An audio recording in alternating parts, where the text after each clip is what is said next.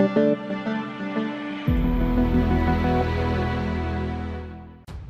to hard reset Samsung Galaxy A12 Nacho. Step 1. First of all, press volume down plus power button until the screen light off. Step 2. Now push and hold volume up and power key for a couple of seconds. Step 3. Release the power key when Samsung logo appears. For further detailed guide, please check the link in the description. There you will find further steps on how to hard reset your smartphone. For further detailed guide, please check the link in the description. There you will find further steps on how to hard reset your smartphone.